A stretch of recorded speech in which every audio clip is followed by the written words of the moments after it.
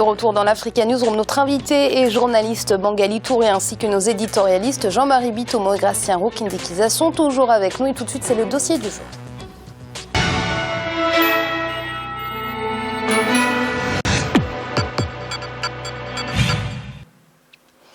À combien s'élève la facture des engagements militaires au Tchad? D'abord engagé dans le nord du Mali, puis contre Boko Haram, le Tchad fournit des efforts considérables sur le plan humain, matériel et donc financier en termes de lutte contre le terrorisme. Un engagement qui coûte cher, peut-être même très cher pour un pays qui subit de plein fouet la chute du baril de brut. C'est un reportage qui nous a été préparé par Paul de Singoué. Elle a été l'une des premières armées à répondre favorablement à l'appel du Mali. Lorsque la guerre de l'Azawad, au nord du Mali, se déclenche en 2012, l'armée tchadienne est déployée aux avant-postes de ce conflit. Même son de cloche au Nigeria, où elle combat la secte islamiste Boko Haram aux côtés des forces armées camerounaises et nigérianes. De même, lorsque le conflit centrafricain éclate en 2013, une fois de plus, l'armée tchadienne est au cœur du dispositif sécuritaire. Le secteur qui a été confié par le Tchad a été le secteur le plus calme de tous les secteurs en Centrafrique. Et c'est le seul secteur où les deux communautés musulmanes et chrétiennes vivent en parfaite harmonie. Voilà, c'est une mission accomplie pendant les 4 mois, la mission de confier au contingent tchadien dans le secteur 5 au nord de la Centrafrique a été une parfaite réussite. Ces dernières années, le Tchad a joué un rôle important dans la sécurisation du continent. Ces engagements militaires, certains l'expliquent entre autres par l'expérience acquise à travers les différents conflits armés que le pays a connu depuis les années 70. L'engagement du Tchad dans ces pays, il faut d'abord reconnaître que le Tchad, depuis les années 1970, 79 et puis jusqu'à une période récente, a quand même bénéficié aussi de l'apport des autres pays lorsqu'il est en difficulté. Par exemple, le Nigeria, la RDC et autres. Donc, ce n'est que tout à fait une attitude tout à fait normale. Deuxièmement aussi, à un moment donné, le Tchad a quand même une expertise dans ce domaine et c'est pour cela qu'il a intervenu. Donc, aller dans ces guerres, je crois que c'est tout à fait normal. Par exemple, au Mali, on peut dire que c'est un peu loin, mais ici, au Cameroun, au Nigeria, c'est tout à fait à la porte. Si l'engagement de l'armée tchadienne sur plusieurs fronts en Afrique a été salué par tous au départ, très vite le peuple tchadien a exigé des comptes. Quel est son coût? Qui finance? Et surtout, le pays a-t-il les moyens financiers et stratégiques de cette politique? Le 15 avril 2013, l'Assemblée nationale vote à la majorité quasi absolue, 67 voix pour et 1 voix contre, le retrait progressif des soldats tchadiens au Mali. Jusqu'à aujourd'hui, au niveau du Tchad, personne ne nous a dit qui a supporté l'engagement du Tchad au Mali, l'engagement du Tchad au Cameroun. Est-ce que le Cameroun qui a payé l'ardoise? Est-ce le Nigeria? Et donc ça, c'est ça le regard un peu critique. Et puis, le grand défi, c'est que le Tchad est parti au Nigeria, au Cameroun. Maintenant, on a retiré les troupes. Maintenant, le travail n'est pas fini. Voilà. Les moyens, grâce aux ressources pétrolières, le Tchad s'était doté des moyens. Il a eu des moyens, mais je ne sais pas une armée, est-ce que c'est seulement les hommes et les matériels, mais toute la partie de l'expertise de la communication et autres, je ne sais pas qui fournit les renseignements. Nous n'avons pas de satellites, nous n'avons pas cela. Et donc, même si le Tchad aujourd'hui veut aller quelque part, veut être gendarme quelque part, il a besoin de la coopération internationale. Et nous avons vu en combien de moments les opérations, peut-être qui sont au Mali, ça se déroule. Le commandement militaire ou le commandement des communications, est-ce que ça se fait ici au Tchad ou à Stuttgart ou en Allemagne ou bien ailleurs? Donc ça, c'est un autre domaine. L'intervention de l'armée tchadienne au Mali a coûté la vie à 36 soldats et fait 74 blessés. Mais du côté des autorités politiques, on rassure. Pour le parti au pouvoir, ces actions militaires du Tchad à l'étranger visent avant tout à sécuriser le pays et préserver les intérêts stratégiques et économiques du Tchad. C'est-à-dire que cet engagement vise aussi à protéger nos frontières. Parce que si on combat les djihadistes au Mali, vous savez qu'on a le désert, le Sahara. Ces djihadistes qui opèrent dans le nord Mali peuvent transiter par la frontière entre le Niger, par la Libye et ainsi pour attaquer le nord du Tchad. Le Tchad est un pays enclavé qui commerce exclusivement, j'allais dire pratiquement, avec le Nigeria. Et quand il y a des produits qui sont importés d'Europe, ça passe par le Cameroun. Et quand on importe par le port de Douala, Ngaoundéré, Maroua, Kousseri, N'Djamena. Or, les djihadistes ont commencé à agir du côté de Maroua. Donc, du coup, cette voie était bloquée. Il fallait contourner par le sud du Tchad. Douala, Ngaoundéré, Touboro, Moundou, Bongor, N'Djamena. Il y a eu surenchérissement du coût à cause du transport. Ça se répercute dans le panier de la ménagère. Ce n'est pas par une intention belliqueuse, ce n'est pas parce que les Tchadiens aiment la guerre, non. Mais c'était une question de survie. Ou bien on se laisse asphyxier, et donc du coup avec des troubles en interne, ou bien on décide d'aller porter le coup là où il le faut pour pouvoir débloquer les choses. Pour le président Idriss Déby, le développement de l'armée tchadienne et sa montée en puissance sur le théâtre des conflits en Afrique a permis au Tchad de retrouver sa stabilité. Vous conviendrez avec moi que de façon indéniable, pour la première fois de son histoire, notre pays a pu vivre 5 années successives de paix et de stabilité. Pour la première fois de son histoire également,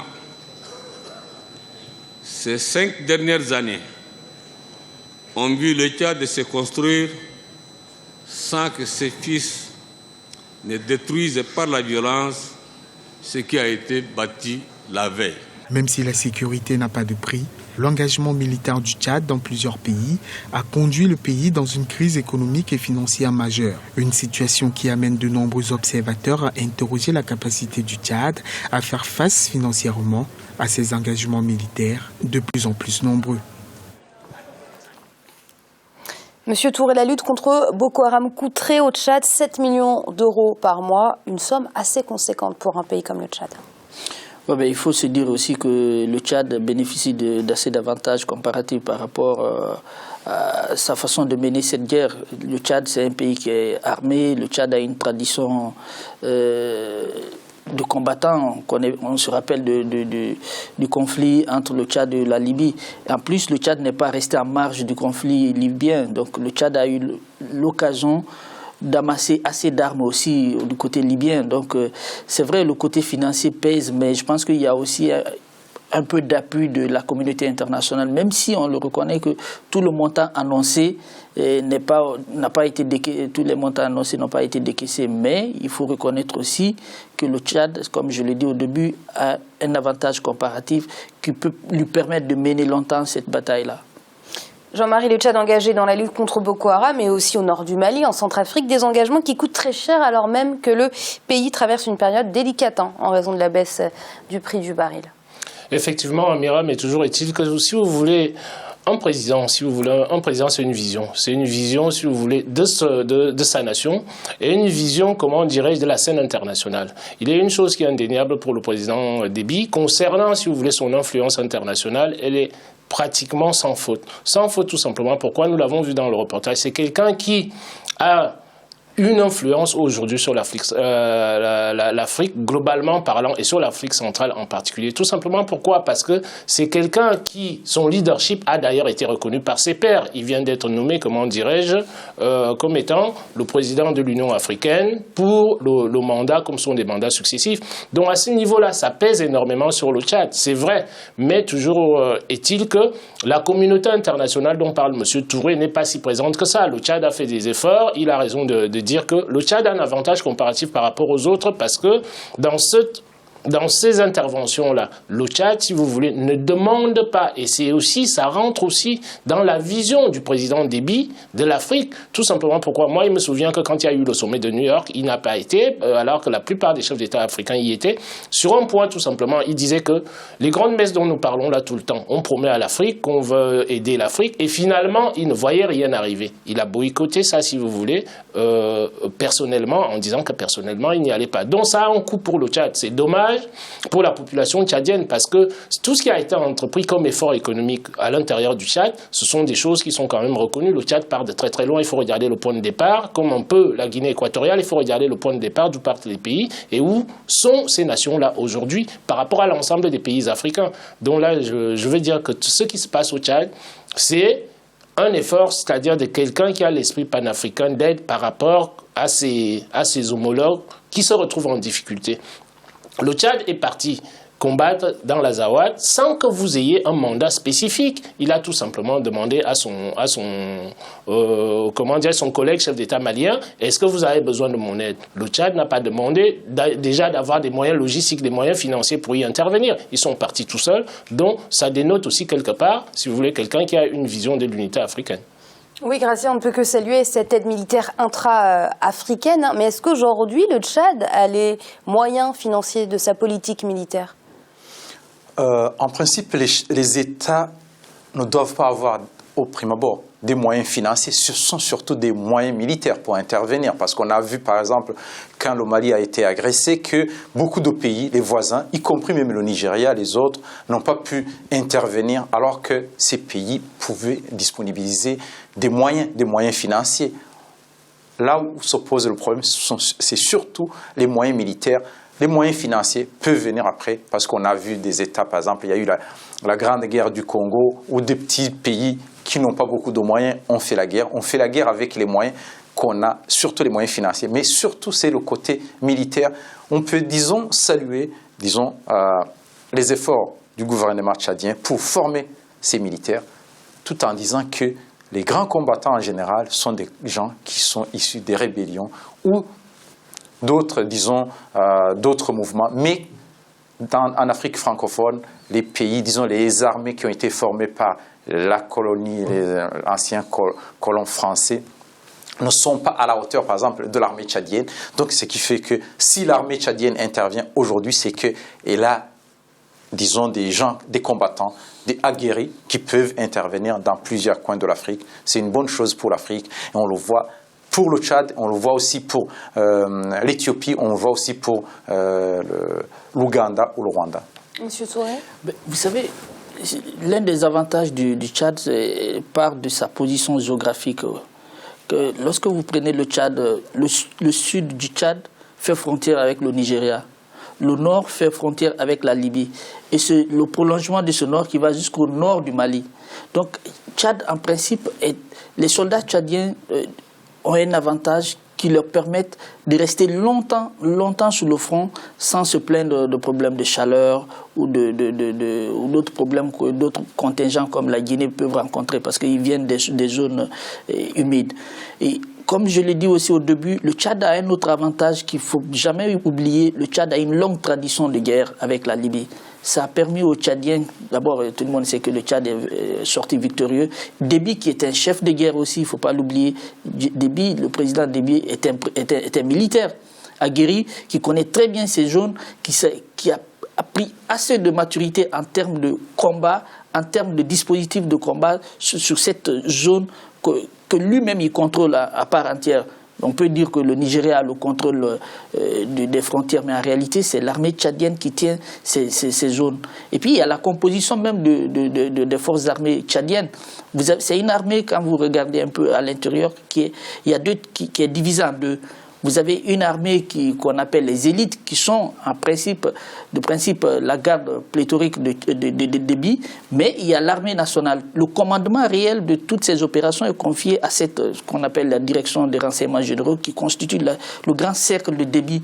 Donc, ça a permis, c'est des gens qui sont hyper formés, qui ont une longue tradition, qui ont qui sont le fruit d'une rébellion aussi à l'interne, parce qu'il ne faut pas oublier que le Tchad aussi a connu un conflit fratricide entre les Tchadiens. Donc le Tchad a un avantage, et seul le Tchad aujourd'hui peut, à mon avis, même au-delà du problème financier, on a annoncé les 200 millions, tout le monde sait qu'ils ne seront pas décaissés, mais en termes d'efforts intellectuels, en termes d'efforts sous-régional, le Tchad est le seul pays aujourd'hui qui peut se permettre d'aller sur des zones qui sont aussi arides que ça. Gratien, je vais vous laisser le dernier mot. Vous êtes un peu ici le spécialiste des questions militaires. On dit souvent qu'il n'y a pas de grand pays sans grande armée. C'est un peu à partir de ce constat que le président Déby Itno a autant investi dans son armée. Vous savez, au niveau politique même, les grands pays, on peut parler des pays qui sont des grands pays, mais qui n'ont pas, 600 pays n'ont pas d'armée. Je peux vous donner un exemple, c'est la République démocratique du Congo. C'est un grand pays, un pays très riche, mais qui n'a pas une armée qui peut, disons, se défendre à l'étranger, même à l'intérieur. C'est un pays qui n'est pas très considéré. Par contre, on a des pays qui sont, comme je l'ai dit, qui ont des armées issues des rébellions, des pays qui s'imposent sur la scène internationale comme l'Éthiopie, comme aussi le Kenya, et même un petit pays comme le Rwanda, qui est notamment au Soudan.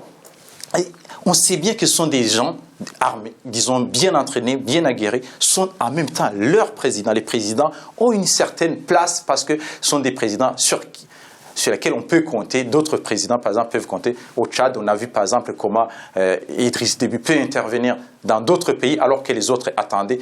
Cela donne plus de poids à ces pays, à ces présidents, et même quand il s'agit de, disons, des considérations au niveau international, il y a aussi une certaine considération, une certaine hauteur par rapport à ces pays. On voit par exemple ce qui se passe en Afrique du Sud, non pas seulement au niveau économique, même au niveau militaire, on voit une certaine régression par rapport aux autres pays. Et c'est l'heure de marquer une nouvelle pause. On se retrouve très vite pour la suite de l'Africaine Newsroom. À tout de suite.